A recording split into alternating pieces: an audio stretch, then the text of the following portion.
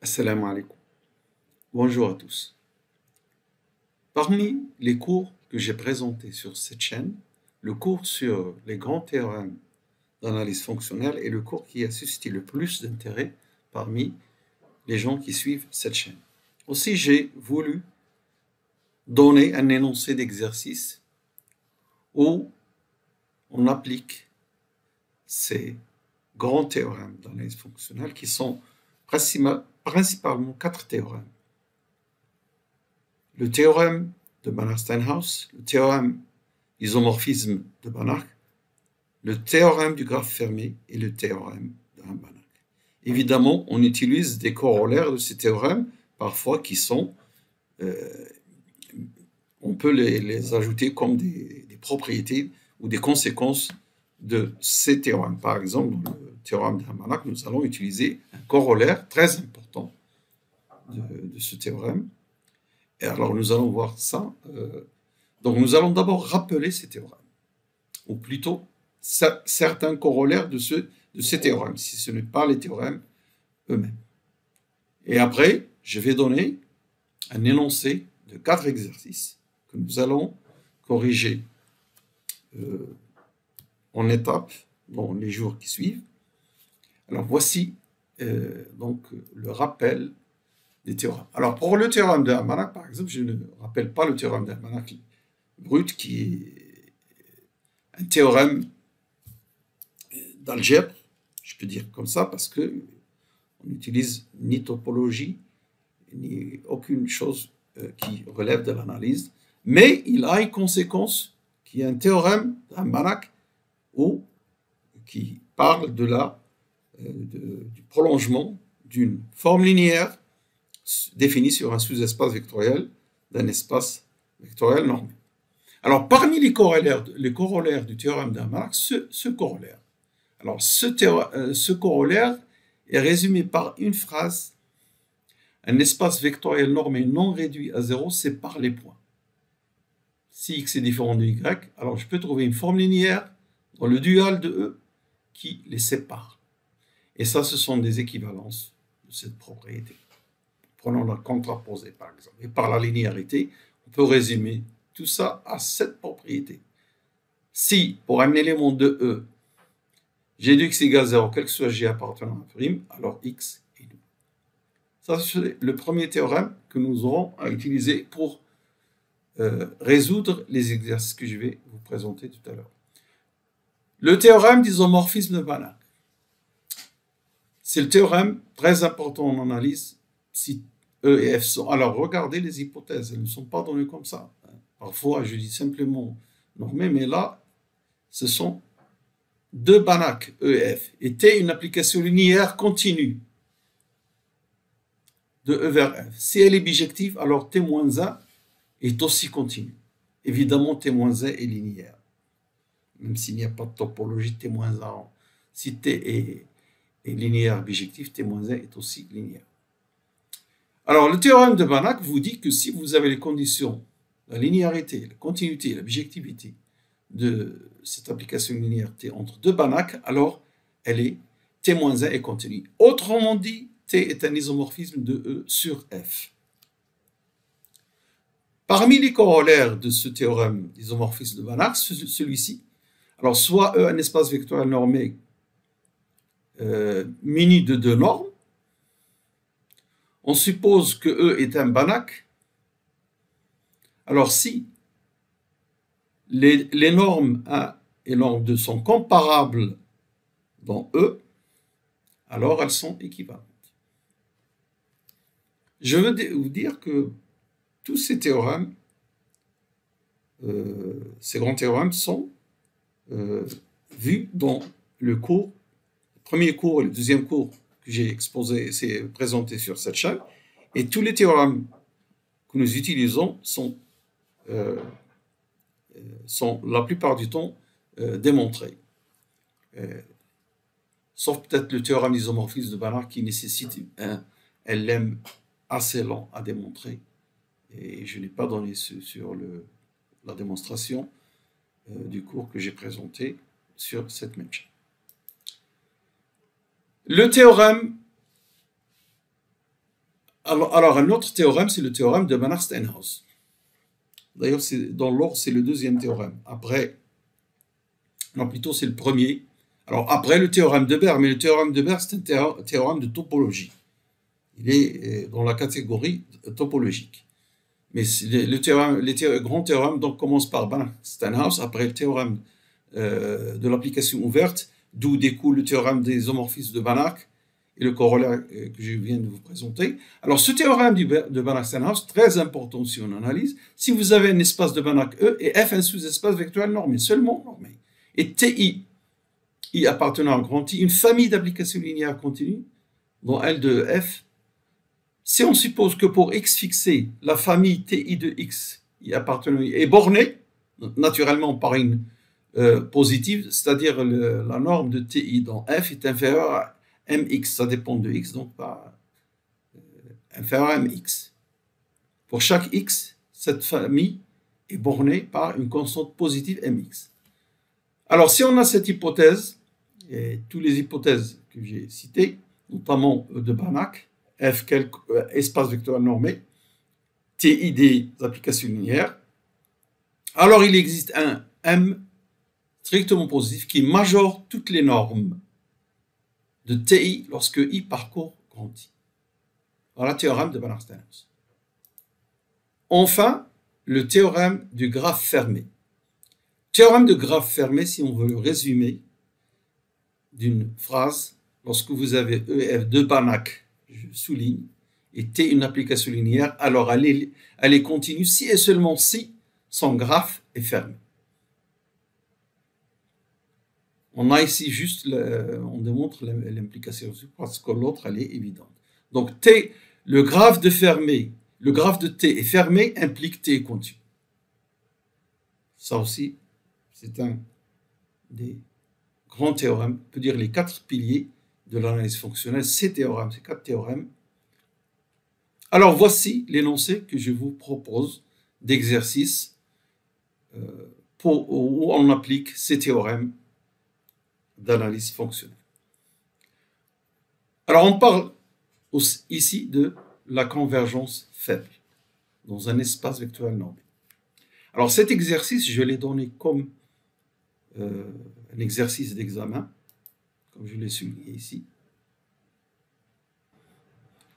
Alors voici l'énoncé de l'exercice. Donc, soit un espace vectoriel normé, énoncer la définition de la convergence faible d'une suite vers un x, bon, que l'on note comme ça. Xn converge faiblement vers x avec cette notation. Alors, le W signifie weak, qui veut dire en anglais faible, avec une flèche au-dessus. Il y a d'autres notations, notamment une flèche à moitié, mais je préfère celle-ci, se distingue bien. Deuxième question, montrer que la limite faible est unique. Si Xn converge faiblement, alors sa limite est unique.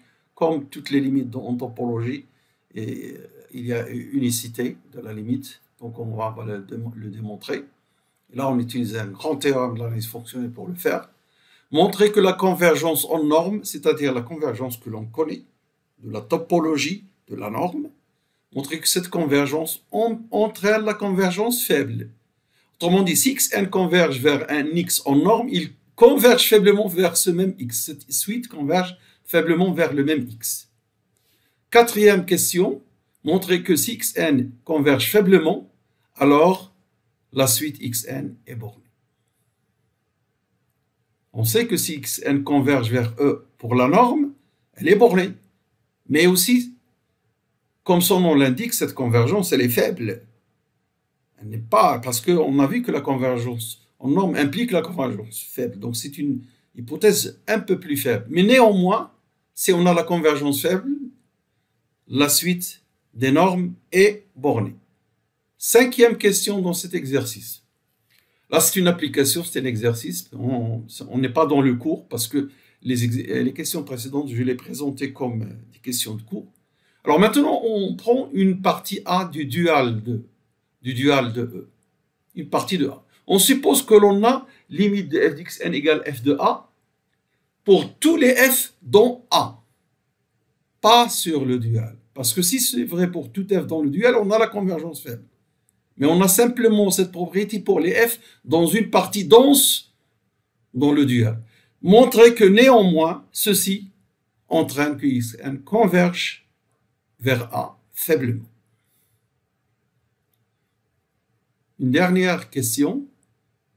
Le thème, c'est la convergence faible. Et là, on va utiliser des théorèmes.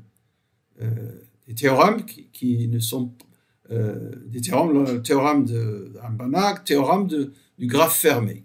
Alors, soit L une application linéaire de E vers F, qui sont tous les deux des Banach. On suppose que L satisfait la propriété suivante.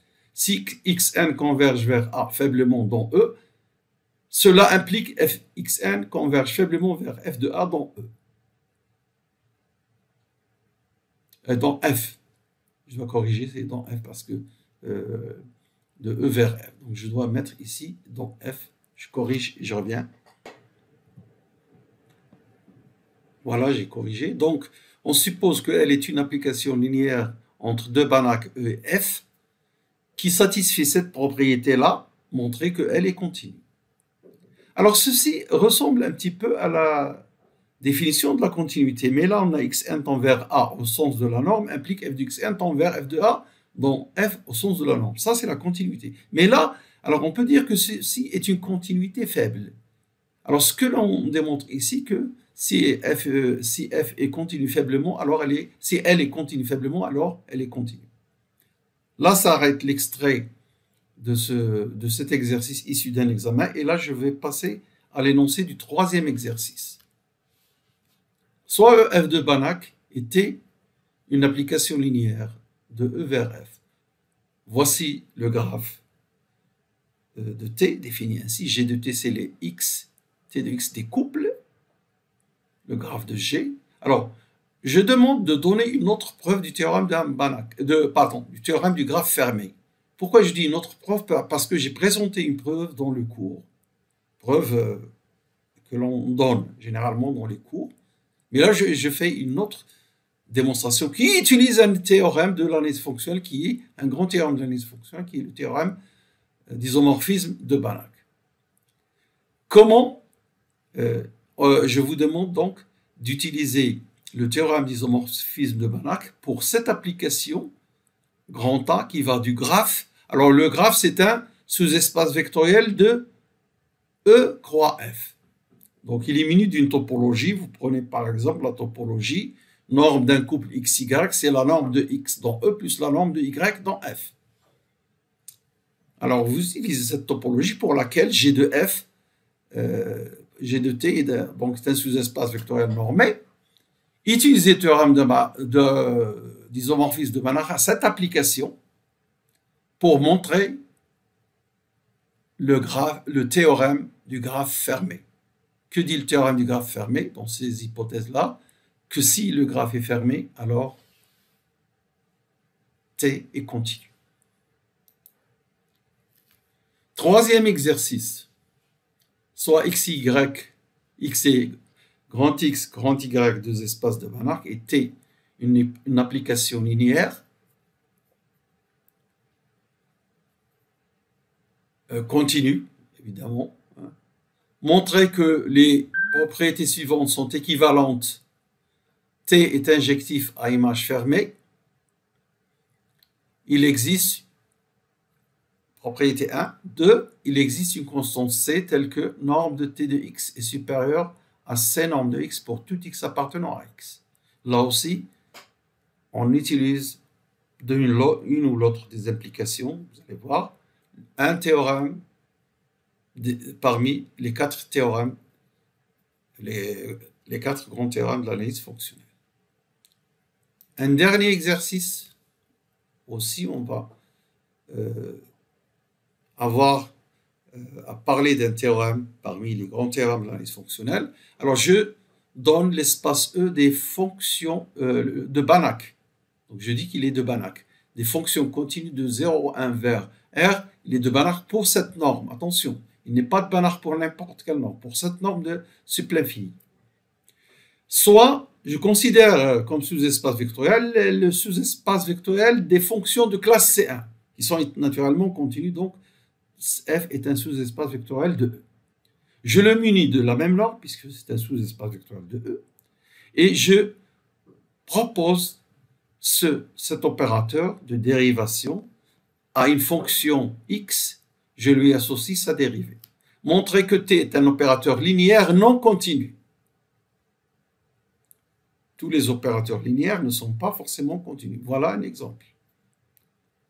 Montrer que, dans la deuxième question, que si Fn converge vers F,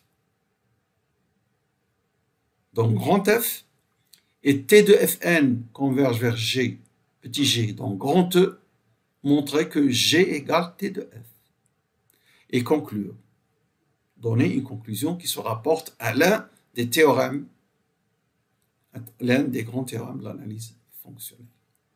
Et vous avez bien remarqué que ceci ressemble au théorème du graphe fermé. Alors, ce sera tout pour aujourd'hui. Et je vous dis à la prochaine fois pour commencer à corriger ces exercices. Merci de votre attention. Au revoir.